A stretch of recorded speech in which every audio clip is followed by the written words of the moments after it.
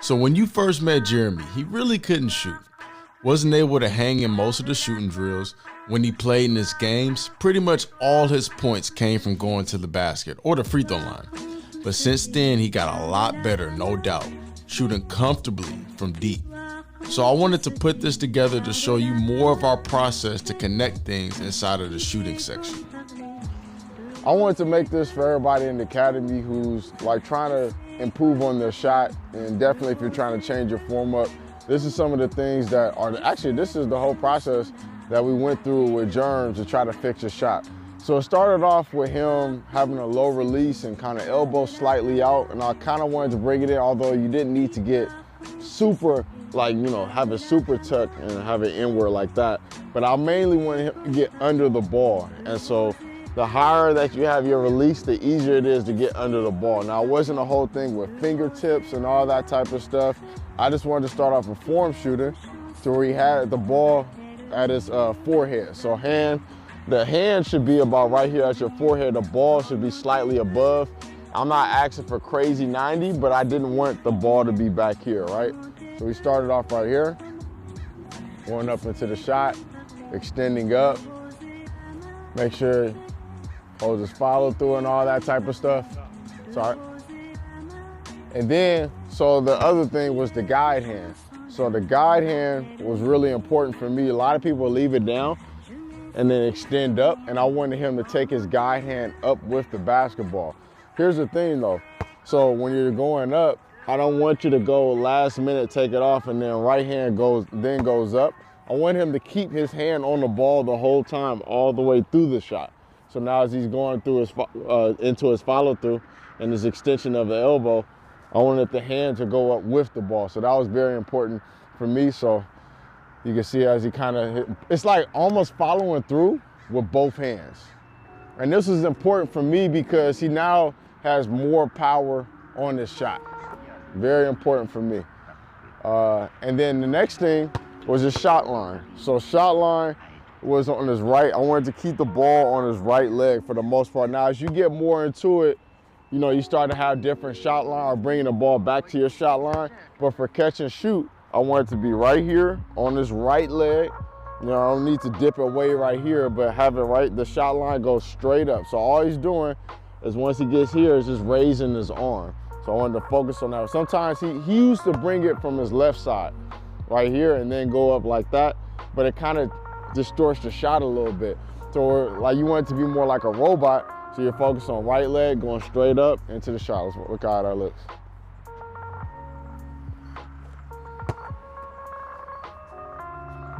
And then what I would do is he used to bring it to his left side. So stand right here.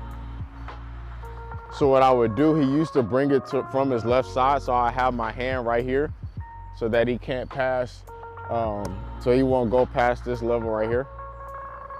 Kind of tap his arm a little bit just to make sure he doesn't break the plane.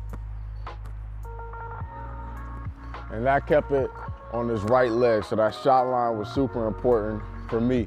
Then one of the other things was, it's not all in this order, but loading the basketball. So I wanted him to have the wrinkles in the wrist, or like cock his hand back and not catch it like this with a flat wrist and then try to go up. I always wanted him to load the ball correctly, right?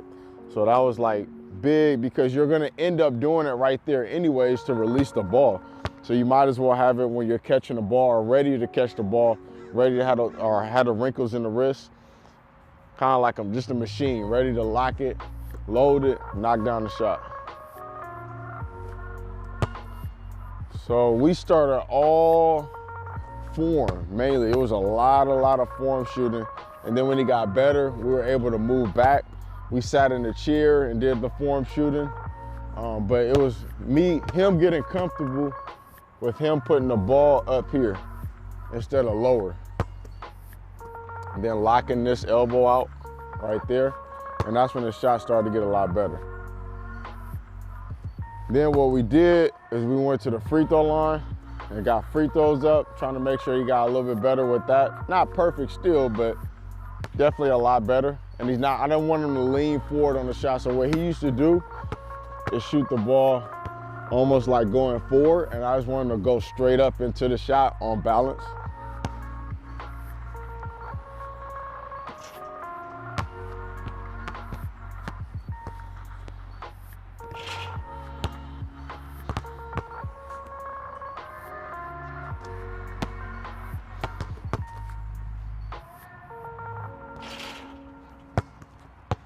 on that right line, shot line, I should say.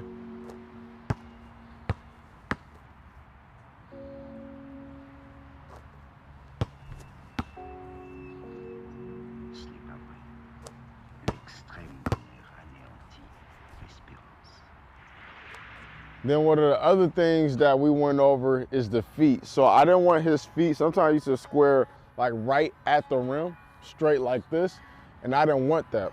I want him to turn to the side, who have a little bit more power on it, line the shoulders up. It'd be easy to shoot, line the shoulder up, and then as he extends with the elbow, it's easy to line that up and aim it better, opposed to if you were just absolutely straight, square at the rim. So turning his feet slightly to the left. If we're like thinking about a clock, it'll be more like 11 o'clock, maybe even 10:30, not so much, but definitely not 9 o'clock. And then sometimes he would have, his right foot would be straight and his left foot would be like that. But I want both. I just want him to stand towards this way more so, and then just balance up into the shot. And with the form shooting, we didn't really do too much bending of the knees.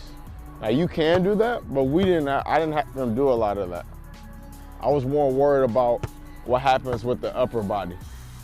Slightly with the lower body, but for right now, with form shooting, it was just more upper body. Thing with the higher release, there's gonna be more shots that you can shoot. Now, if you're not as strong, you can't do it like this. You're gonna need your legs a little bit more. So then you're gonna need to shoot on the way up a little bit more. Instead of like holding it, because you can see how Germ kind of holds it right here, but you need to start going up with the ball. All right, so that's just kind of, and I'll go over that a little bit more detail, but let's go back to the free throw line. Then we started jumping. So we started working on pull-ups, but it was momentum, left, right, make sure your feet are aligned how I want, left, right, and then pop into the shot. Now this part was especially important, raising the ball correctly, right? So you wanna use, how we use to jump like this, our arms, you wanna do the same thing with the basketball, but with momentum. And then we talked about with the quads, shooting with the quads for right now. Sometimes we work on quick toe pops, getting into the air, but catch and shoot, left, right, focus on all quads going up into the shot. You know, just go like mid-range.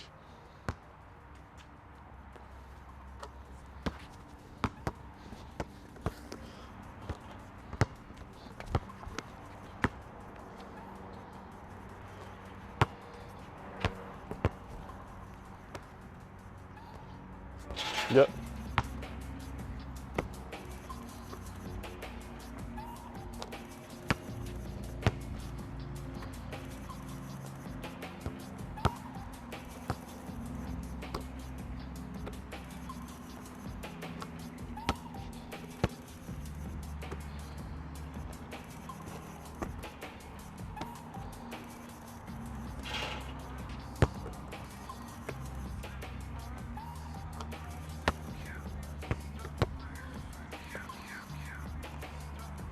All right, so here's the thing. So if you're not as strong, you're a little bit shorter, you just need to shoot the ball slightly earlier, but you need to make sure everything is the same though, right? So how we jump up and stop a little bit, like pause for a slight second, you're not gonna have that pause. You're just gonna go straight up into the shot. And then when you get stronger, then you'll be able to do a little bit more of a two motion shot. Don't think of two motion as a hitch.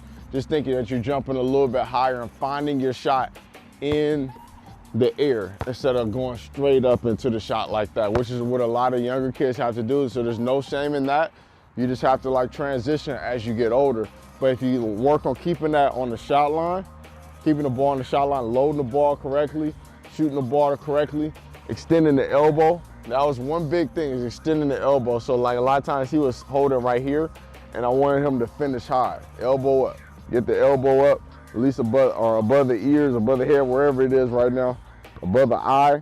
I wanted to get the elbow up. And then on top of that, the left hand goes up too. So those are a few things that we focused on going into a shot. And I wanted to make that video specifically for you guys so you can understand that, you know, you're gonna struggle a little bit through the shot, but film yourself. Some people you're bringing the ball from over here and shooting like that, Now, me personally, I bring the ball straight up and my elbows go out. You know, it's a little bit different, but at the same time, the idea is the same. I want to be balanced on the shot. I want my elbow to go up. I want my left arm to go with it, this, that, and the other. All the things that we talked about. If you stick with those basic principles, you will become a better shooter. Remember, I don't want you completely square to the basket. As you're working on this, we're not going right to left, left to right. We're working on just catch and shoot, form shots, catch and shoot, all that type of stuff. And when you're able to start making your way back here, then you can start moving to the three-point line and, you know, way back if you want from Dame range, Steph range, all right? So hopefully that helped you guys out.